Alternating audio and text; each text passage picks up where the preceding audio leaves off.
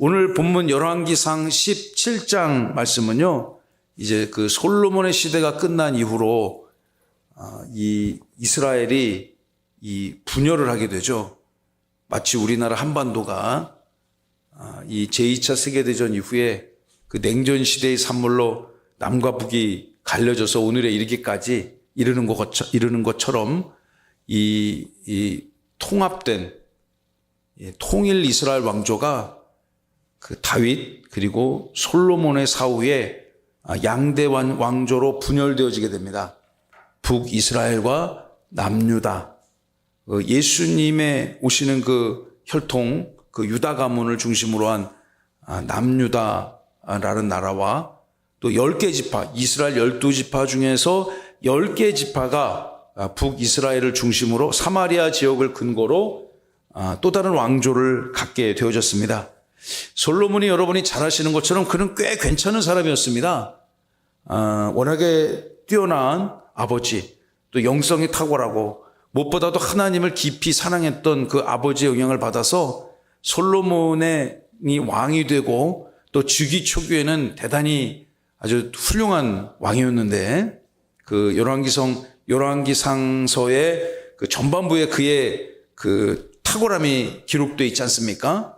그런데 그가 이제 그 점점 하나님을 멀리하게 되고 또 각지에서 그 정략 결혼을 수많은 가문 민족들과 하면서 그 여인들이 그 왕비로 오는 여인들이 자기 몸만 오는 게 아니라 뭘 같이 갖고 왔단 말이에요. 무엇을 같이 갖고 왔을까요? 우상을 같이 갖고 왔어요. 우상을. 그러니 그 솔로몬이 점차적으로 그 수많은 셀 수도 없는 아내들이 갖고 온 우상을 탐닉하게 되었고 그 솔로몬 사후에 그 나라가 둘로 쫙 갈라지는 그런 슬픈 역사를 경험하게 됩니다. 남유다에는 가뭄에 콩나듯이 가끔씩 그래도 이 다윗 시대 영광을 회복하려는 그 하나님 앞에 예배도 열심히 드리고 또 말씀을 회복하려고 했던 그런 왕들이 어쩌다 가끔씩 나타났습니다. 그런데 안타깝게도 오늘 본문의 배경이 되는 북이스라엘 쪽은 정말 눈을 씻고 찾아보아도, 눈을 부비고 찾아보아도 도저히 좋은 왕이라고는 전혀 찾아볼 수 없는 그런 영적인 암흑기를 겪게 되었죠. 그것은 무엇을 의미합니까? 아버지 그 통일 왕조의 마지막 임금인 솔로몬이 탐닉했던 우상들을 그 이후에 있던 2대, 3대, 4대, 5대, 6대, 7대 왕, 그 위의 왕들이 그 솔로몬보다 더 철저하게 우상을 탐닉했다는 것이죠. 우상을 탐닉했다는 얘기는 곧 하나님을 멀리했다는 것을 의미합니다. 하나님의 말씀을 버리고 하나님 앞에 예배하고 제사하는 것도 버리고 엉뚱한 우상 앞에 그들의 가문과 민족을 갖다 바치는 그런 어리석음을 범하게 되었죠. 여러분 혹시 이런 왕들의 이름을 들어보셨는지 모르겠습니다. 여로보암, 나답, 바사, 그리고 오늘 그 시므리 오므리에 이어서 오늘 7대 왕 아합. 오늘 본문에 등장하는 이 아합 왕이 우상 숭배에 관해서는 거의 정점을 찍다시피 하게 아주 우상을 너무너무 좋아했던 그런 왕이죠. 특히 그가 아내를 맞이하게 되었는데 그 아내가 또 아주 우상 섬기는 데 있어서 어렸을 때부터 아주 대대손손 탁월했던 그 이세벨이라는 여자를 왕비로 맞아들이면서 왕도 그렇고 왕비도 그렇고 둘이 똑같단 말이에요. 그래서 이 나라가 영적으로 완전히 말씀이 사라진, 하나님의 말씀이 사라진 그 영적인 암흑기 시대, 그 시대에 우리가 오늘과 다음 주에 걸쳐서 어떤 사건들이 벌어졌는지 하나님이 어떻게 그 시대를 다시 회복시키고자 애쓰셨는지를 함께 살펴보고자 합니다. 무엇보다도 그 암울했던 영적 타락 시기에 하나님께서 선지자를 보내셔서 그를 통해서 하나님의 말씀이 선포되고 또한 성취되어지게 하셨습니다. 그분의 이름이 무엇입니까? 그 이름도 유명한 엘리야 선지자입니다. 하나님께서 이 바알과 아세라 신상을 섬기는, 이 우상을 섬기는 영적으로 타락한 그 암흑기 시대에 하나님께서 말씀의 사명자를 보내주셨습니다. 우리 오늘 1절 말씀을 통해서 말씀이 메말라버린 그 시대에 말씀의 사명자를 세우신 하나님의 그 은혜를 함께 상고해 보길 원합니다. 우리 첫째 하면 대지를 읽어주세요. 첫째, 시작. 말씀이 가물을 시대에 말씀의 사명자를 세우시다. 아주 오랜 기간 동안 하나님의 말씀이 전해지지 않았습니다. 아주 오랜 기간 동안 오로지 우상만 탐닉하는 그 악한 시대에 너무너무 오래간만에 하나님의 말씀이 선포되어지기 시작했습니다. 우리 1절 어떤 말씀이 그 시대에 울려 퍼졌는가 함께 읽어봅니다. 시작. 길르앗에 우거하는 자 중에 디셉 사람 엘리야가 아합에게 말하되 내가 섬기는 이스라엘의 하나님 여호와께서 살아계심을 두고 맹세하노니 내 말이 없으면 수년 동안 비도 이슬도 있지 아니하리라 하니라. 아멘. 제가 서두에 하나님의 말씀이 묵상되어지지도 선포되어지지도 하나님을 예배하는 곳조차 오랜 기간 단절된 그 시대였다고 그 시대적 배경을 말씀을 드렸습니다.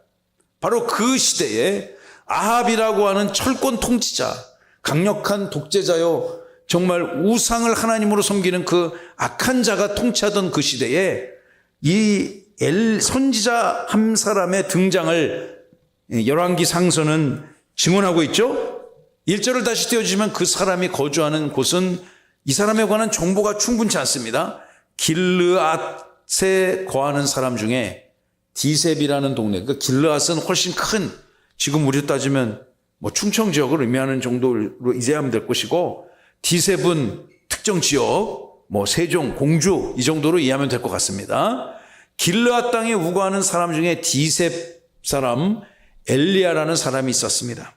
여러분, 이 길르앗은 요단강, 요단이 저기 이스라엘의 지도를 보면 저 북쪽의 헬몬산으로부터 발원해서 그 강이 쭉 흐르죠. 그 강을 북쪽에서 남쪽으로 흐르는 강이 있습니다. 그 강의 종착지는 사해죠. 사해. 그래서 사람들이 왜 누워서 이렇게 신문도 보고 책도 읽는 그런 그 호수 여러분 보신 적 있으실 것입니다. 자료화면 같은 곳에서 그곳으로 물이 흘러 들어가는 가죠. 그 강을 무엇이라고 부릅니까? 요단강이라고 부르죠. 조르단 리버. 그 요단이 그 땅에 북쪽에서 남쪽으로 강이 흐르니까 땅은 어떻게 갈리겠어요? 동쪽과 서쪽으로 갈리겠죠. 그래서 이 길르앗이라고 하는 지역은 요단강 동쪽 지역을 의미합니다. 하나님이 약속해 주신 땅, 지금 남유다와 북이스라엘로 갈라진 그 땅은 요단의 동쪽일까요? 서쪽일까요? 서쪽입니다. 그곳을 보통 가나안 땅이라고 불렀고 이스라엘 사람들이 살고 있는 땅이었고 지금 현대 지정학적으로는 보통 그 땅을 팔레스타인이라고 부르죠. 수천 년 동안 팔레스타인들이 살았기 때문에 그 실정법상으로는 지금은 이스라엘이 점유하고 있는 땅이죠. 여러분, 그 요단강 동쪽 지역에 길르앗이라는 지역에 있었는데 이곳에 엘리야라는 사람이 살고 있었습니다. 이 땅은 민수기 32장 1절로부터 5절의 말씀을 보면 이스라엘 백성들이 북상하면서 40년 동안 광야를 헤매면서 점차적 그 가나안 땅으로 한 걸음 한 걸음 다가가지 않습니까? 근데 이들이 요단강 서쪽 가나안 땅으로 직접 들어가는 것이 아니라 멀리 우회해서 들어갔어요. 그래서 그 따라가는 길을 왕의 대로, 영어로 얘기하면 The King's Highway, 왕의 대로라는 그 루트를 따라서 이스라엘 백성들이 요단의 동쪽으로를 경유해서 그 가나안 땅으로 들어가게 됐죠. 그래서 모세가 마지막 신명기 설교를 어디에서 했습니까? 요단강 동쪽 느보산 평원에서 그가 마지막 설교를 하고 그는 동쪽에서 서쪽 땅을 멀리서 바라보고 거기서 사역을 마쳤다는 것을 여러분 잘 알고 계시지 않습니까? 근데 이렇게 한참 요단강 동쪽 지역을 정보를 하고 서쪽 지역으로 나아가는 것이 이스라엘 백성들의 정해진 길이었죠. 그런데 그 땅을 들어가면서 몇몇 지파들이 민수기 32장을 보시면 루벤, 갓, 므낫세, 갓 반 지파, 이 세 지파가 우리는 요단의 동쪽에서 거주하고 살겠습니다. 우리는 서쪽으로 건너가지 않고 동쪽 땅이 우리는 목축을 하기에 좋으니까 그곳에서 남아서 살기를 원합니다. 그런데 이제 모세가 그걸 허용하지 않죠. 이 가나안 서쪽 정벌이 완전히 끝나고 나면 너희들이 최전선에서 그 정복 전쟁을 감수하고 나면 이제 다시 돌아와서 너희들이 원하는 땅으로 거주하게 해주겠다라고 해서 나중에 그 정복 전쟁을 마쳐주고 난 후에 이 두 지파 반에게 그 땅을 주게 되죠. 그들이 차지하고 있었던 땅 바로 길르앗, 엘리야는 그 출신이었다고 말하는 겁니다. 1절의 말씀을 보시면은 띄워주시면은 이 엘리야가 하나님의 말씀이 그러니까 뭐 설교도 묵상도 뭐 경건의 시간 여러분 잘 아시는 큐티도 뭐 새벽 예배도 뭐 그런 거 전혀 없던 그 시대에 한 사람이 분연히 떨치고 일어나서 여호와 하나님의 메시지를 전하기 시작합니다. 그 메시지가 무엇입니까? 그 메시지를 받는 대상이 누굴까요? 두 번째 줄에 보시면 아합이죠. 아합. 그 시대의 아주 강력한 통치자였던 아합에게 이렇게 선포하고 있는 것입니다. 뭐라고 선포하는가? 내가 섬기는 이스라엘의 하나님께서는 그분은 살아계신다. 여러분 하나님 살아계시는 거 믿으시죠? 그 하나님의 살아계심을 믿으시니까 이 밤에 나와서 이렇게 예배하시겠죠. 히브리서 기자가 우리가 2주 전에 말씀을 살펴보았지만 히브리서 11장 6절을 보시면 믿음의 그 조건이 무엇인가? 하나님의 살아계심을 믿는다는 것. 그것이 이 시대를 살아가는 우리들에게 또 이 아방 악하고 강박한 세대에도 하나님의 살아계심을 선포하는 것. 그것은 믿는 자들의 기본적인 책무이고 또 의무인 줄로 믿으시기 바랍니다. 엘리야가 하나님의 말씀이 오랜 기간 사장되었던 그 시대에 외면당했던 그 시대에 정말 하나님의 말씀을 담비와 같이 세상에 전하면서 아무도 그 아방에게서 앞에 가서 이런 말을 할 수 있는 사람이 아마 없었을 텐데 말씀의 사명자로 부름받은 이 엘리야가 전하는 첫 설교의 메시지는 무엇인가? 내가 믿는 하나님의 살아계심을 두고 내가 분명히 이야기하는데 내 말이 없다면 수년 동안 비도 이슬도 있지 않을 것이다. 여러분 비가 지금 이렇게 오늘 이렇게 비가 오는데 이제 조금 있으면 뭐 장마도 오하겠지만 아직 장마는 아니겠죠? 그 비가 온다는 것, 비가 몇 년 동안 안 온다고 생각해 보세요. 또 이슬도 맺지 않는다고 생각해 보세요. 뭐가 안 되겠죠? 뭐가 안 될까요? 농업이 안 되니까 뭐 목초지도 없을 테니까 목축도 안 되겠죠. 이스라엘 백성들에게 있어서 지금 이 시대에서 가장 큰 그 산업은 두 가지였죠. 하나는 농업, 보리나 밀을 재배하는 것. 그리고 또 하나 가장 강력한 산업은 목양을 하는 것 아니겠습니까? 어느 업이든 비가 내리지 않는다면 참 곤고하기 이를 데가 없습니다. 보리밀도 재배할 수가 없을 뿐더러 그리고 풀이 자라지 않으니 소양 염소 떼를 충분히 기를 수가 없겠죠. 그런데 우리가 주목해야 될 것이 있습니다. 이 아하방 시대에 그들이 탐닉하던 그 우상이 무엇인가? 바알과 아세라. 따라 볼까요? 바알과 아세라. 바알과 아세라. 네, 이것이 뭐냐면은 풍요의 신. 비를 내려서 비를 관장해요. 그러니까 비를 관장하니까 농업에 직접적인 영향을 미치겠죠. 그러니까 농사를 잘 지려면은 누구를 잘 섬겨야 돼요? 이 시대 사람들의 세계관 속에는 바알을 섬겨야 되는 거죠. 바알과 아세라가 하늘에서 성행위를 할 때 그 산물로서 땅에 비를 내려서 땅이 풍요롭게 된다는 이런 말도 안 되는 그런 가르침을 전하고 그 엉터리 같은 우상신들을 섬기는 그 시대가 바로 엘리야가 사역하던 시대입니다. 여러분 뭐 지금도 이런 신 믿는 사람 있을까요? 없을까요? 1번 있다, 2번 없다. 예? 나 없을 줄 알았거든요. 있습니다. 어디 있는 줄 아세요? 이 바알을 섬기는 바알 신당이 어디 있느냐면은 어디 있을까요? 예, 뉴욕 맨하튼에 있답니다. 예, 좀 놀랍지 않아요? 전 세계 모든 그 발전과 문명의 총알이라고 하는 그것, 가장 어떻게 보면 화려하고 부흥하고 번성한 그것, 제가 이거 직접 뉴스위크 그곳에서 기사로 본 거예요. 그러니 여러분, 그곳에 이 현대 인류도, 그것도 가장 발전된 사회 도시에서 살고 있는 그들에게 이 바알신을 섬기는 자들이 있다는 것, 참 놀라운 일이죠. 이 아합왕이 다스리던 그 시대, 하나님의 말씀이 철저하게 외면당하고 버림받던 그 시대에 하나님의 말씀이 임했습니다. 그 임한 메시지의 내용을 보면 내 말이 떨어지기 전에는 비도 이슬도 내지 않겠다. 여러분, 이것이 어떤 한 개인 설교자가, 목회자가 나와서 성도들과 세상 앞에 던지는 메시지라기보다는 1절의 말씀이 우리에게 상고하는 바가 굉장히 큽니다. 하나님의 부르심을 받은 엘리야가 이 시골뜨기, 이름도 알 수 없는 무명의 선지자가 딱 세상에 출사를 해서 왕을 향해서 던지는 메시지예요. 근데 그 왕을 향해서 던지는 메시지가 어떤 메시지냐? 내가 믿는 여호와 하나님이 명하시기 전까지는 비도 이슬도 내리지 않겠다. 이것은 곧 영적인 전쟁을 의미하는 것입니다.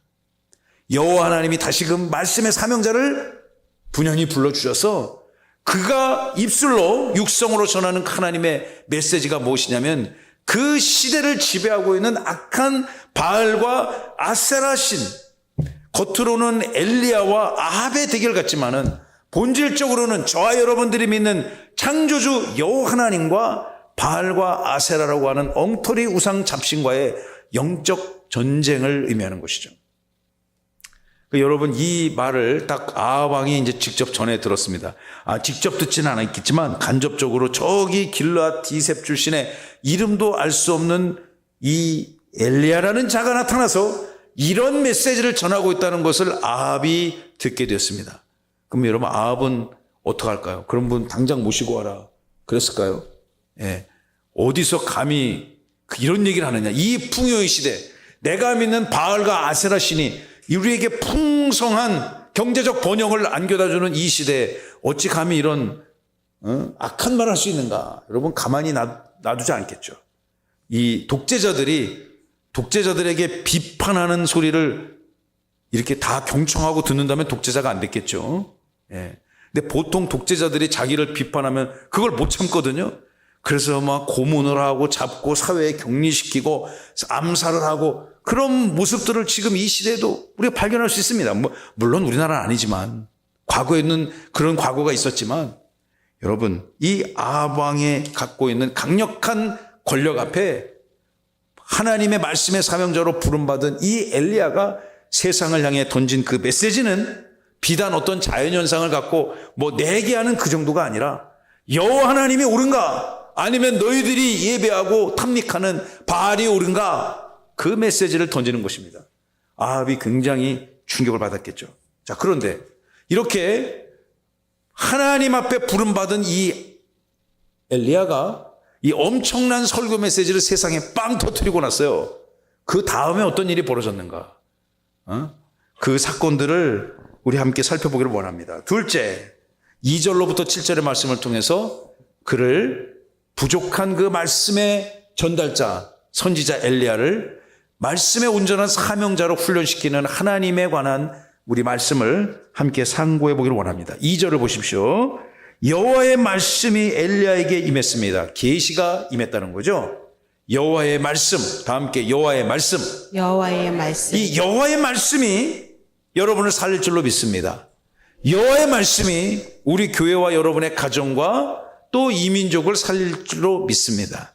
그러니까 말씀이 선포되어지지 않는 세상, 말씀이 외면당하는 세상, 여러분, 하나님을 대적하는 세상입니다. 그러나 하나님의 말씀이 이제 엘리야에게 임하기 시작했습니다. 여러분, 그에게 임한 메시지를 한번 살펴볼까요? 그럼 이제 1절에 이 엄청난 설교를 세상에다 빵 터뜨리니까 이 이름이 일약 전국적으로 유명한 이름이 됐겠죠. 도대체 요즘과 같은 이 바알과 아세라의 풍요시대, 그리고 엘리야의 아합이라고 하는 왕의 강력한 통치가 임하는 그 시대, 누가 감히 저런 말을 할 수 있는가? 북이스라엘 땅에서. 여러분, 그 엘리야는 아마 전국적으로 요즘 말로 하면 자고 일어나니 유명해진 아마 그런 사람이 되지 않았을까 싶습니다. 그럼 그가 이제 사마리아 땅을 저벅저벅 걸어가면서 마치 세례 요한과 같이 막 그런 말씀을 선포해야 될 걸로 기대를 했지만 하나님은 그를 이렇게 인도하십니다. 3절, 너는 여기서 떠나, 지금 말씀이 선포되던 그곳을 떠나 동쪽으로 가서, 동쪽은 어디로 가라는 얘기입니까? 너의 원래 고향 요단강 동쪽, 무슨 땅 세자? 길르앗 땅으로 가서 요단 앞 그릿 시냇가에 뭐하라? 돌아다니지 말고 은신처를 정해서 숨어 있어라. 다른 사람들의 눈에 쉽게 띄지 않는 너의 은신처로 가서 그곳에서 숨어 있어라. 그릿 시냇가에서 숨어 있어라고 합니다. 첫째, 도망가라. 둘째, 숨어 있어라. 다음 메시지가 떨어질 때까지 숨어 있어라. 엘리야가 좀 당황했을 것 같지 않습니까? 물론 그 앞의 상황은 우리가 성경이 자세히 기록하고 있지 않기 때문에 여러 가지 맥락을 갖고, 물론 엘리야가 하나님의 부르심을 받기에 합당하니 그를 불러주셔서 이 엄청난 메시지 전하게 하셨겠죠. 그런데 그 상황을 세상 앞에 빵 터뜨리고 난 후에 하나님께서 그에게 주신 말씀은 일단 그 현장을 떠나 요단강을 다시 건너 너의 고향으로 돌아가. 내가 다시 메시지를 줄 때까지 뭐하라? 기다리라, 숨어 있으라는 것입니다. 이 메시지도, 첫 번째 메시지도 사실 목숨을 걸고 해야 되는 메시지잖아요. 목을 걸고 그의 삶을 내놓아야 되는 그런 각오를 해야 되는 메시지인데, 그 설교를 세상에 땅 터뜨려서 이제 가는 곳곳마다 엘리야를 알아보는 사람들이 일약 슈퍼스타가 됐을지 모르는데, 그런데 그는 다시 고향으로 돌아가야 됐고, 또 남들 눈에 띄지 않게 숨어 있으라 하나님이 명하셨습니다. 자, 3절을 봅시다. 다 함께 시작. 너는 여기서 떠나 동쪽으로 가서 요단 앞 그릿 시냇가에 숨고. 4절, 그 시냇물을 마시라. 내가 까마귀들에게 명령하여 거기서 너를 먹이게 하리라. 하나님이 그에게 준 메시지 3절은 제가 설명을 드렸고요. 그 졸졸졸 흐르는 시냇가 물을 먹으며 너의 갈증을 해결하고. 근데 물만 먹는다고 여러분 배가 찹니까? 3대 영양소를 공급해줘야 되지 않습니까? 단백질도 탄수화물도 지방도 먹어야 되는데, 그거는 아주 꽁꽁 네가 숨어 있으면 너가 굶어 죽지 않도록 다음 메시지가 계시가 이루어질 때까지 너는 가서 숨어 있는데 내가 너를 까마귀를 통해서 먹이게 할 것이다. 이런 메시지를 들었을 때 엘리야가 이게 뭐지? 그러지 않았을까요? 이게 도대체 무슨 상황일까요? 엄청나게 유명한 설교를 했는데 그 다음에는 숨어 있어야 되고 도망가야 되고, 그리고 마음 놓고 다녀서도 안 되고 까마귀가 주는 밥을 가지고 먹어야 됩니다. 여러분, 까마귀가 어떻게 갖다 줄까요? 사람에게? 물론 물어서 갖다 주겠죠. 까마귀가 돌아다니면서. 근데 왜 하필 까마귀입니까? 독수리도 아니고. 왜 까마귀일까요? 성경에 제가 갖고 있는 그 성경 검색사전에 까마귀를 찾아보니까 까마귀가 뭐 그렇게 성경에 많이 등장하지 않는데 그렇게 또 좋은 이미지로 등장하는 것 같지도 않습니다. 좋은 의미로 등장하지도 않아요.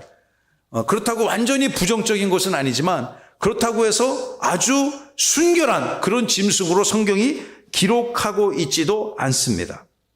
5절을 보시면 그가 여호와의 말씀과 같이 하여, 엘리야는 이해는 안 돼. 아직 도대체 이것이 어떤 상황인지, 도대체 왜 그런 설교를 하겠으며 왜 또 다시 고향으로 들어가서 숨어서 시냇가에서 목을 죽이고 까마귀가 주는 떡과 고기를 간신히 얻어먹고 생명을 지키고 있어야 되는지 잘 알지 못합니다.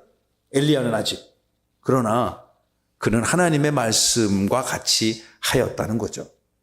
사랑하는 성도 여러분들 가운데, 여러분들 중에 하나님의 말씀이 여러분의 귀와 마음과 영혼에 머문다면, 들려지고 또 느껴진다면 그 말씀 그대로 순종하시고 따르시는 은혜가 있기를 간절히 소망합니다. 그는 그곳에 요단을 건너서 길르앗 땅으로 가서 숨었습니다. 그릿 시냇가에. 그리고 뭘 해야 될까요? 주구장창 기다리는 수밖에 없습니다. 까마귀가 올 때를 기다리는 수밖에 없습니다.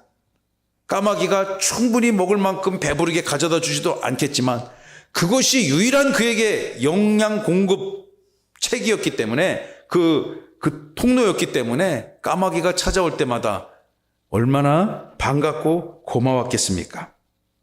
6절 시작. 까마귀들이 아침에도 떡과 고기를 저녁에도 떡과 고기를 가져왔고 그가 시냇물을 마셨으나 7절 땅에 비가 내리지 아니하므로 얼마 후에 그 시내가 마르니라. 까마귀들이 아침에도 떡도 가져오고 고기도 가졌습니다. 뭐 까마귀가 어디 가방에 쌓아 갖고 올 수도 없을 것이고 뭐 어디 등에다 메고 올 수도 없고 입에다 물고 자기 새끼한테 줄 만큼 그렇게 갖다 주지 않았겠습니까?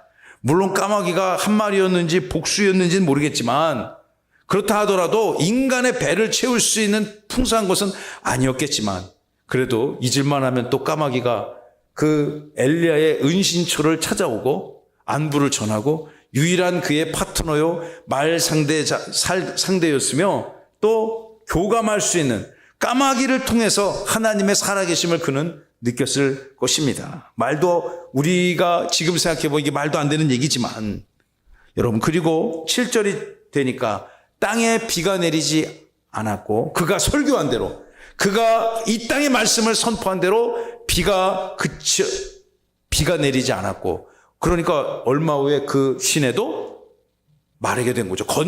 마른 건천이 되어버렸습니다. 여러분 이 엘리야가 이제 본격적으로 사역을 다음 주, 다다음 주 이후에 일어나는 역사들을 통해서 우리가 보게 될 터인데요. 사랑하는 성도 여러분, 이 인생에 누구나 다 엘리야에게도 이해할 수 없는 고난과 훈련, 하나님께서 더 강력한 말씀의 사명자요, 복음의 사명자로 살아가기 위해서 그 때를 기다리며 믿음을 성숙시키고 또 삶을 연단시키는 그러한 과정이 엘리야뿐만 아니라 우리 모두에게도 누구에게나 있을 수가 있습니다. 여러분이 하나님의 생각 다 헤아릴 수 있습니까? 하나님의 생각을 다 헤아릴 수 있다면 여러분의 이성과 지혜로 하나님의 모든 계획을 우리가 다 통찰할 수 있다면 저는 단연컨대 그분은 하나님이 아닐 거라고 생각합니다. 하나님은 우리의 이성과 지혜를 압도적으로 초월하는 분이십니다. 여러분을 지으시고 만드신 분이시므로 여러분의 모든 형질과 생각과 마음의 끝자락까지도 이미 다 통찰하시는 그 주님께서 여러분을 이 땅에 보내주셨고 또 하나님의 자녀로 불러주셨고 이 밤에 예배자로 또한 우리를 영광을 하나님께 돌리는 그런 주의 백성으로 삼아주셨습니다. 여러분의 인생 가운데 하루하루 삶의 현장이 이해가 안 될 수도 있고 또 맨날 물음표 도대체 이것이 무엇입니까? 하나님 앞에 물어보고 어떨 땐 속이 상해서 따져볼 수도 있겠지만 그리고 삶이 곤고하여서 정말 졸졸 흐르던 시냇물도 마를 수가 있고요. 까마귀가 아침 저녁으로 오겠지만 그것이 정말 죽지 않을 것만큼만 가져다 줬을 거예요. 그러한 삶의 곤고한 상황이 우리에게도 생길 수 있습니다. 그러나 하나님은 위대하십니다. 할렐루야. 여러분의 이성과 지혜, 방법과 능력을 초월하시는 그 하나님의 방법과 도우심을 기다리는 지혜가 또 믿음이 인내가 저와 여러분들에게 필요할 줄로 믿습니다. 전적으로 살아계신 하나님의 말씀을 의지해서 이 시대를 살아가시기 바랍니다. 전적으로 하나님의 능력을 의지하고 사모하시고 그분이 반드시 살아계시고 말씀으로 여러분들의 삶의 현장, 가정 위에 배우자에게 특별히 여러분의 금쪽 같은 후손들에게 자녀들에게 하나님의 말씀이 성취되어질 줄로 믿습니다. 이 시대는 어떻습니까? 하나님의 말씀이 사라진 시대입니다. 복음의 영광이 사라지고 교회가 세상 앞에서 욕먹는 그 시대에 우리는 더욱더 하나님을 말씀을 붙잡고 진실되고 성실하게 예배자로 말씀의 사명자로 살아가야 될 줄로 믿습니다. 이 시간들이 쌓여서 하나님의 결정적 역사의 때에 하나님은 그 순종하고 참고 인내하며 기다렸던 말씀의 사명자에게 무엇을 베푸시는가? 말씀 언약의 성취, 기도 응답의 역사, 또 우리가 오늘 이 말씀을 나누는 것처럼 여러분 인생에 놓여진 홍해 또한 넉넉히 갈라질 줄로 믿습니다. 하나님이 반드시 저와 여러분을 지키시고 우리 교회를 지켜줄 줄로 믿습니다. 여러분의 가족, 자녀들을 특별히 헤아릴 때마다 때로는 뭐 가슴이 답답할 때 있겠죠. 그렇지만 우리 그렇다고 해서 여러분이 앞에 주어진 그러한 삶과 상황을 놓고 엘리야가 뭐 했겠어요? 하루 종일 그리 시냇가에 그 곳에 숨어 있으면서 까마귀만 기다리면서 도대체 이곳이 무슨 뜻인지, 하나님의 계시가 무엇인지, 어쩌면 길라앗에서 편안하게 살 수 있었을 인생을 왜 이런 험지로 모르시는지 그가 계속해서 질문하고 기도하지 않았겠습니까? 하나님 믿는 곳에는 믿음의 인내에 그리고 참고 주의 역사를 기다리는 그런 선한 마음이 반드시 있어야 될 것입니다. 여러분의 인생에 은혜가 회복되기를 원하고 여러분의 인생에 하나님의 말씀이 반드시 성취되어질 것이라는 강력한 믿음이 또한 굳건히 서기를 간절히 소망하고 축원합니다. 여러분의 삶에 하나님의 말씀의 역사, 말씀 언약 성취의 역사, 홍해가 갈라지는 역사가 반드시 나타날 줄로 믿습니다.